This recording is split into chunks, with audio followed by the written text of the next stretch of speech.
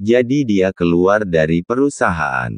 Jolene melanjutkan rapat lagi, temanya sangat sederhana, yang lainnya berjalan seperti biasa, dan berusaha meminimalkan kerugian. Dia juga meminta semua orang untuk tidak memberitahu Kilian tentang masalah ini. Dia tidak ingin berita ini sampai ke telinga bos besar. Itu akan membuatnya tampak tidak kompeten. Setelah Nathan meninggalkan perusahaan, Green Dragon datang menjemputnya. Green Dragon, terakhir aku memintamu menghubungi ahli Hugo Joannou, apa sudah dihubungi? Nathan bertanya. Green Dragon mengangguk, Dewa Perang sudah kuhubungi, Tuan Hugo sangat senang ketika dia mendengar bahwa itu adalah kamu. Dia benar-benar ingin datang dan melihatmu. Nathan tersenyum dan berkata, beritahu Tuan Hugo, kita mengundangnya untuk datang ke Anhemia 3 hari lagi. Katakan saja aku, Nathan memerlukan bantuannya. Green Dragon tertawa dan berkata, luar biasa.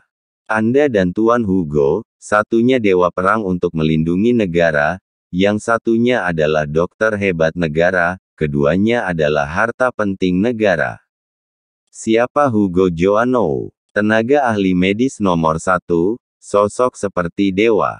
Mempunyai keterampilan medis luar biasa, seperti dewa, ia telah menyelamatkan lebih dari 1 juta orang selama beberapa dekade. Terutama saat bencana besar, Hugo selalu berada di garis depan, memimpin ratusan ribu prajurit jubah putih untuk mengalahkan musuh. Hugo adalah dewa di mata ribuan orang. Secara kebetulan, Nathan pernah menyelamatkan Hugo. Keduanya memiliki hubungan yang baik. Nathan bertarung dengan senjata api, dia bertarung dengan pisau bedah, keduanya adalah pelindung negara. Tidak tahu berapa banyak negara yang iri, Neslandia memiliki 2 dewa yang melindungi negara. Beritahu keluarga Gareth juga, minta mereka kirimkan semua artis yang mereka gunakan dalam perayaan waktu itu. Kata Nathan. Siap. Di malam hari, setelah Nathan kembali ke rumah, Kirana tetap ketus kepada Nathan. Istriku, ini hanya masalah sepele, bukankah kamu tidak perlu begini? Nathan tertawa. Masalah sepele. Aku pikir juga masalah sepele, tapi aku tidak menyangka masalah ini berkembang sampai begini. Karena kamu seorang, mempengaruhi seluruh perkembangan Jordan Group.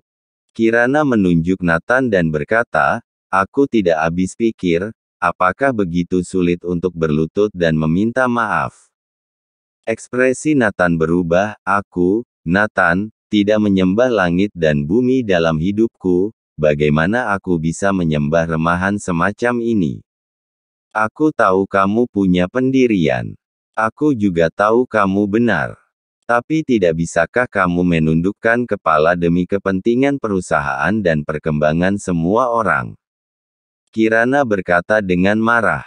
Nathan menggelengkan kepalanya, tidak bisa. Sama sekali tidak bisa. Aku tidak akan pernah meminta maaf atas kesalahan yang bukan aku perbuat. Kalau begitu kamu pergi saja, aku tidak ingin melihatmu untuk saat ini. Pada akhirnya, Kirana menendang Nathan keluar dari rumah. Berjalan di halaman, Nathan ingin mencari Jolene untuk numpang makan, tetapi pintu Jolene tertutup. Nathan hanya bisa pulang dan mengambil beberapa roti. Nathan berjalan tanpa tujuan sambil menggigit roti. Kebetulan Cindy hendak pulang setelah pertemuan bisnis. Dia tiba-tiba melihat sosok yang dikenalnya di sisi jalan. Jack, apa itu Nathan? Cindy bertanya. Ya, itu benar-benar Nathan. Asisten Cindy, Jack berkata. Dia benar-benar makan roti di jalan, sepertinya dia sekarang gelandangan di jalan. Kata Jack. Haha, dia makan roti di jalan. Kupikir dia hebat. Ayo, ke sana, kata Cindy. Nathan sedang makan roti. Tiba-tiba, sebuah Rolls-Royce culinan berhenti di sampingnya dan membunyikan klaksonnya. Kenapa kamu makan roti, Nathan? Setelah Cindy turun dari mobil, dia berkata sambil tersenyum. Nathan mengangkat kepalanya dan berkata, "Tidak ada urusannya denganmu. Tidak, aku lihat kamu sehari bisa menghasilkan beberapa juta saat pindahan. Kenapa sekarang makan roti di jalan?" Cindy benar-benar ingin tertawa. Dalam pikirannya, Nathan adalah seseorang yang busuk. Melihatnya kesusahan, dia merasa lega. Asisten Jack berkata, "Jangan-jangan Tuan Nathan diusir istri dari rumah." Hahaha. Cindy tertawa dan berkata, "Jika kamu belum menikah, pendapatan 1 juta cukup untuk dirimu sendiri. Tetapi kamu masih harus menghidup keluargamu, dan istrimu begitu unggul. Kamu ketinggalan terlalu jauh. Itu tidak ada hubungannya denganmu, pergi." Nathan sedikit tidak sabar. Cindy mengeluarkan sejumlah besar uang kertas dari tas tangannya dan melemparkannya ke Nathan, mencibir, "Makan malammu hari ini aku yang bayar." Uang kertas itu hampir terlempar ke wajah Nathan. Cindy dan Jack pergi dengan cepat. Nathan tercengang melihat tumpukan uang kertas di depannya. Apakah wanita ini melemparinya uang? Ini sebuah penghinaan. Dewa tidak bisa diganggu. Keluarga terkaya Kinsman. Kalian terus memprovokasi aku, hari-hari baikmu sudah berakhir. Cahaya dingin melintas di mata Nathan. Dia berencana untuk menghabisi keluarga terkaya Kinsman dan kamar dagang Anhemia bersama-sama. Memprovokasi dia sama saja dengan mencari kematian. Setelah menghina Nathan, Cindy pergi dengan hati puas. "Direktur Cindy, ketika Anda melemparkan uang itu," dia tercengang. Jack tertawa. Hahaha. Cindy tidak bisa berhenti tertawa. Setelah kembali ke rumah, Cindy menceritakan tentang pertemuannya dengan Nathan. August Kinsman bertepuk tangan. "Bagus. Keluarga Kinsman merasa hebat melempar uang sebagai penghinaan semacam ini." Andres, anak kedua dari keluarga Kinsman, berkata, "Oke, kita bahas yang lain. Ayah, aku baru saja mendapat kabar bahwa Tuan Hugo Joannou, dokter nasional terhebat, akan datang ke Anhemia dalam 3 hari." "Apa? Tuan Hugo mau datang ke Anhemia? Ini berita besar." August Kinsman tiba-tiba berdiri. Kesehatan August Kinsman selalu tidak baik. Dia mengundang Hugo ke Anhemia beberapa kali, tetapi selalu ditolak. Bahkan jika August Kinsman menawarkan bayaran triliunan, Hugo menolak. Semua orang tahu bahwa Hugo tidak takut pada dunia, hidupnya bersih dan jujur, tetapi yang paling dia benci adalah kekuasaan dan kekayaan. Karena itu, tidak peduli pejabat atau orang kaya mana yang menawarinya harga tinggi untuk pengobatan, semua ditolaknya. Bila ingin diobati dirinya, datang ke rumah sakit tempat dia bekerja untuk mendaftar, tidak ada jalur istimewa. Semua pasien diperlakukan sama dan diobati sesuai dengan nomor antre mereka. Hugo telah berada di Granite Hills dan tidak pernah pergi selama beberapa dekade. Kali ini, dia datang ke Anhemia. August Kinsman terkejut. "Apa ada yang mengundang Tuan Hugo?" tanya August Kinsman. "Tidak tahu, aku tidak dapat membayangkan Anhemia, atau bahkan seluruh Neslandia, siapa yang dapat mengundang Tuan Hugo. Ini adalah dewa Neslandia kita." Andres berkata dengan terkejut. August Kinsman mengalihkan pandangannya dan menginstruksikan, "Andres, kuberi kamu satu tugas. Ketika saatnya tiba, undang Tuan Hugo kemari, aku sebagai tuan rumah akan melakukan yang terbaik." "Baik. Mengerti." Ini membuat aku bersemangat, aku bisa melihat Dewa Perang Kunlun, juga bertemu dokter terhebat. Mereka berdua adalah gunung besar Neslandia. August Kinsman sangat menantikannya. Bukan hanya keluarga Kinsman yang mendapat berita ini. Kamar dagang Anhemia juga menerima berita, Hugo akan datang ke Anhemia dalam 3 hari. Keempat raksasa, Bobby Lange, secara alami ingin bertemu Tuan Hugo. Haha, 3 hari kemudian, kami akan pergi ke bandara untuk menyambutnya secara langsung. Kita sangat beruntung bisa bertemu dengan dua dewa perang Neslandia. Hugo dokter mulia penyelamat dunia, keterampilan medisnya tak tertandingi. Aku ingin dia melihat penyakitku. Terutama bisnis farmasi mencakup sebagian besar bisnis kamar dagang Anhemia. Jika ada kerja sama Tuan Hugo, tentu saja menjadi jaminan untuk bisnis farmasi mereka. Jadi memiliki banyak keuntungan. Rencana kamar dagang Anhemia sederhana, harus mengundang Tuan Hugo datang ke kamar dagang Anhemia. Hari berikutnya, berita bahwa tokoh medis Hugo akan datang ke Anhemia menyebar ke seluruh lapisan masyarakat, hampir semua orang mengetahuinya. Entah siapa yang menyebarkan kabar itu. Semua orang menghormati Tuan Hugo sebagai dewa dan tidak sabar untuk melihatnya.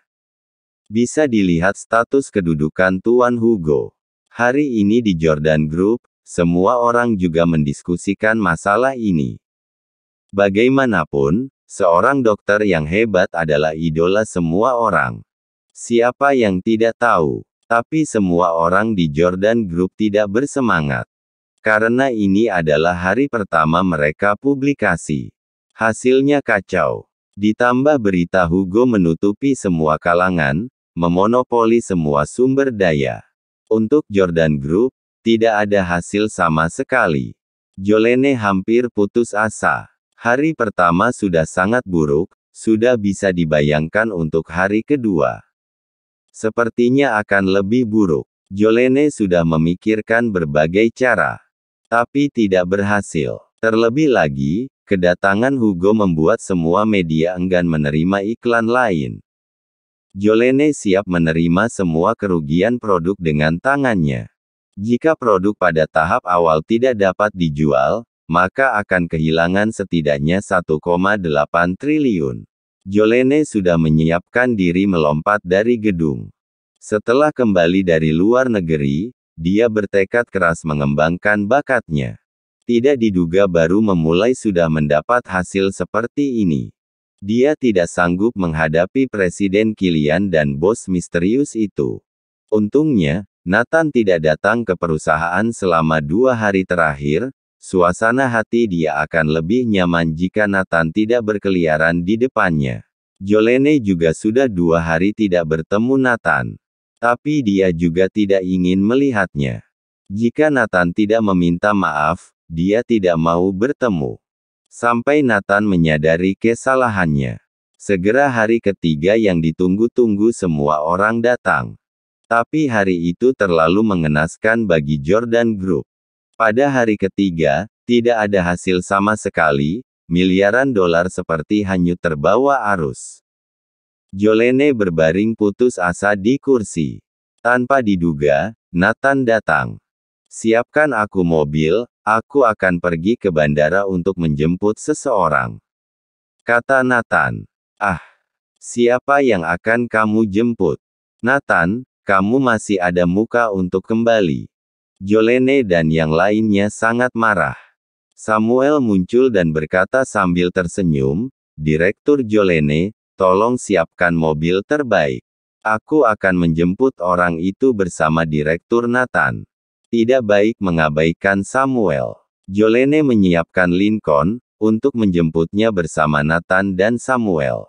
Nathan ini buat masalah saja, ke bandara untuk jemput siapa?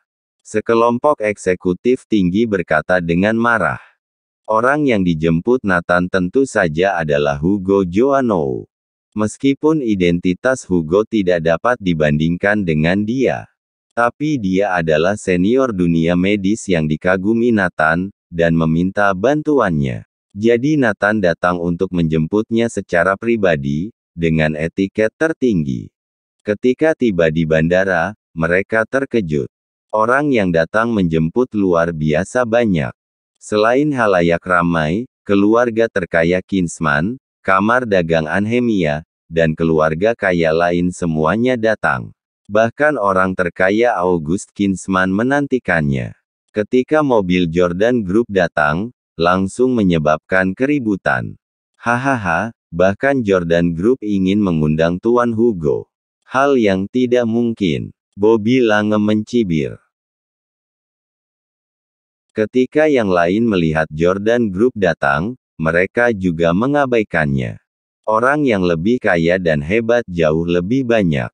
Jordan Group sama sekali bukan apa-apa, tidak berpengaruh sama sekali. Menurut pendapat semua orang, hanya kamar dagang Anhemia atau orang terkaya August Kinsman yang dapat menjemput Tuan Hugo. Tidak ada orang lain yang memenuhi syarat untuk ini. Selain itu, orang lain tidak memiliki kemampuan untuk mengundang Tuan Hugo dari kota Granite Hills datang ke Anhemia. Selain Tuan Hugo memiliki tugas untuk datang ke Anhemia, alasan lainnya hanya orang terkaya August Kinsman dan kamar dagang Anhemia yang dapat mengundangnya. Cindy berdiri bersama August Kinsman dan beberapa orang lainnya. Dengan pandangan sekilas, dia melihat Nathan dan Samuel. Ah! Kakek, lihat, bukankah itu Nathan? Cindy menunjuk ke samping. August Kinsman dan yang lainnya semua menoleh. Kenapa dia datang ke sini? Dia juga ingin menjemput Tuan Hugo. August Kinsman terkejut. Andres tersenyum, ayah, Nathan ini akan melakukan apa saja untuk mencapai tujuannya, dan dia pasti ingin mendapatkan Tuan Hugo. August Kinsman mencibir, aku sudah ada di sini, apa dia masih punya peluang? Selama dia di sini, tidak ada yang memenuhi syarat. Ya, kurasa dia hanya datang untuk melihat keramaian saja, kata Cindy. Pada saat ini, dia tiba-tiba melihat Nathan berjalan ke arah mereka. Cindy tercengang. August Kinsman dan yang lainnya juga tercengang. Tidak tahu apa yang akan dilakukan Nathan. Mungkinkah Nathan masih ingin memeras karena telah menyelamatkan kakek? Kepala pelayan terkejut. Benar saja, Nathan sudah busuk mendarah daging, dia masih ingin menjerat keluarga Kinsmanku. Cindy memandang Nathan dengan jijik. Melihat Nathan, August Kinsman menyapa sambil tersenyum, Saudara Nathan, apa yang ingin kamu lakukan? Nathan menatap Cindy dalam-dalam dan berkata dengan dingin, jika dalam waktu setengah bulan, kakek dan ayahmu membawamu untuk bersujud dan meminta maaf kepadaku, aku tidak akan melanjutkan masalah ini, jika tidak, keluarga Kinsman tidak perlu berada di Anhemia lagi. Kata-kata itu mengejutkan semua orang. Nathan mengatakan ini. Seluruh tempat meledak. Menjadi sunyi, semua orang tampak terpana. Apa yang telah terjadi? Apa aku salah dengar? Ada orang memprovokasi keluarga Kinsman yang paling kaya. Di depan orang terkaya August Kinsman. Dia bahkan mengatakan bahwa keluarga Kinsman tidak perlu lagi ada di Anhemia. Ini maksudnya mau menghancurkan keluarga Kinsman. Hal ini seperti menusuk hati semua orang. Bahkan Bobby Lange dari kamar dagang Anhemia di sisi lain tercengang. Siapa di Anhemia yang ingin menyentuh August Kinsman? Bahkan Irfan Wilson tidak berani sembarangan mengatakan ini. August Kinsman tidak ada duanya di Anhemia dalam hal sumber daya keuangan, dominasi dan pengaruh. Menyentuhnya sama dengan memindahkan fondasi Anhemia. Irfan Wilson dan para pemimpin lainnya pasti melindunginya. Tetapi seseorang berkata arogan seperti itu.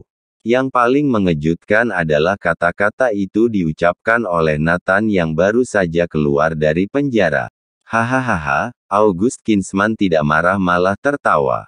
Aku, August Kinsman, seumur hidupku belum pernah mendengar ada orang yang ingin menghancurkan keluarga Kinsmanku. Memintaku berlutut dan meminta maaf. Kamu yang pertama. August Kinsman menunjuk ke arah Nathan. Nathan berkata, aku hanya memperingatkan sekali, dengar atau tidak terserah kalian. Cindy berkata dengan marah, Nathan jujur saja, kamu bukan siapa-siapa. Apa yang salah dengan aku melemparkan uang kepadamu? Itu sedekah dari aku. Orang miskin sepertimu ingin aku minta maaf? Tidak mungkin. Nathan mengabaikannya karena dia hanya memperingatkan sekali. Ruangan kembali sunyi. Penonton tahu bahwa jika Hugo tidak datang hari ini, Nathan ini pasti akan berakhir. Pada saat ini, sejumlah besar wartawan media datang membawa senjata. Mereka menunggu dengan tenang. Saat media datang, semua orang tahu bahwa Hugo akan segera keluar. Nathan mengeluarkan ponselnya, memencet nomornya dan berkata, "Green Dragon bawa orang-orangmu ke sini." Di ruang rapat Infinity Entertainment, Presiden Direktur Perusahaan, Aliyah Know, sedang bersama Erika dan manajer Lucy. "Bagaimana, Jordan Group?" Aliyah bertanya sambil tersenyum. Lapor Presdir Aliyah, hari ini peluncuran produk baru Jordan Group. Sejauh ini, tidak ada produk yang terjual. Asisten itu tersenyum. Aliyah, Erika dan belasan artis lain terkejut. Penjualan produk baru nol. Erika bertanya. Mustahil. Meski dampaknya luar biasa, tidak mungkin penjualan nol, kan? Lucy mengajukan pertanyaan. Asisten Presiden Direktur tersenyum, kabarnya bahwa Kamar Dagang Anhemia juga menekan penjualan mereka, sehingga Jordan Group tidak bisa menjual produk baru ini. Mendengar ini, Erika tampak bangga dan mencibir, "Jordan Group. Siapa suruh menyinggungku? Aku bersumpah seluruh Jordan Group akan dikubur bersama."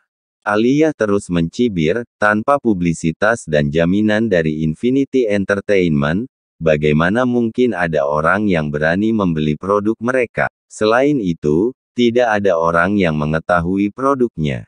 Bukan itu saja, semua jalur publikasi Jordan Group sudah diputus, dunia luar tidak tahu tentang produk itu. Ditambah, berita baru-baru ini tentang kedatangan Tuan Hugo menjadi berita utama platform semua media utama. Jordan Group tidak memiliki peluang sama sekali. Lucy berkata sambil tersenyum. Ya, sepertinya Jordan Group ini akan mengalami kerugian 2 triliun. Aliyah sangat bersemangat. Erika bersedekap tangan di dada dengan ekspresi dingin di wajahnya. Sekarang, kita tinggal menunggu Jordan Group datang dan memohon kepada kita. Aku ingin melihat Nathan meminta maaf atau tidak. Pasti. Kerugian 2 triliun. Pasti mereka terpaksa untuk meminta maaf. Lucy dan yang lainnya percaya diri. Pada saat ini, Jordan Group juga tercengang. 2 jam setelah produk diluncurkan, penjualan nol. Pedagang kecil yang telah berjanji untuk menerima pesanan tiba-tiba berubah pikiran dan berhenti membeli. Duar. Jolene terkulai lemas di kursi, wajahnya pucat pasi. Gagal. Gagal besar. Penjualan nol. Bagaimana ini? Bagaimana menjelaskan kepada bos besar? Direktur Jolene, pasti pesaing kita, mengambil kesempatan untuk menekan kita. Dan juga berita tentang Tuan Hugo menempati semua berita di semua media. Tidak ada yang akan memperhatikan produk kita sama sekali. Asisten Anita berkata. Tiba-tiba Daniela, manajer Departemen Pemasaran, berkata, sebenarnya, ada cara untuk menebusnya. Bukankah Tuan Hugo akan datang? Jika kita dapat mengundang Tuan Hugo untuk membantu kita mempublikasikan dan menjamin produk kita, tidak hanya akan mengurangi kerugian, tetapi produk kita juga akan laku keras. Idenya memang bagus, tapi tidak realistis. Sekarang bahkan orang terkaya August Kinsman pergi untuk mengundang Tuan Hugo. Apakah menurutmu orang lain memiliki kesempatan? Setelah mendengar ini, semua orang tampak putus asa. Direktur Jolene, yang perlu kita lakukan sekarang adalah mengurangi kerugian, tidak ada cara lain. Ya, aku sarankan bawa Nathan ke Infinity Entertainment untuk berlutut dan meminta maaf. Masih ada secercah harapan. Beberapa eksekutif menyarankan. Jolene berkata tanpa daya, oke, aku akan menelepon Nathan. Jika butuh aku akan menangkapnya untuk meminta maaf. Mohon like dan subscribe channel ini, agar channel ini terus berkembang. Terima kasih.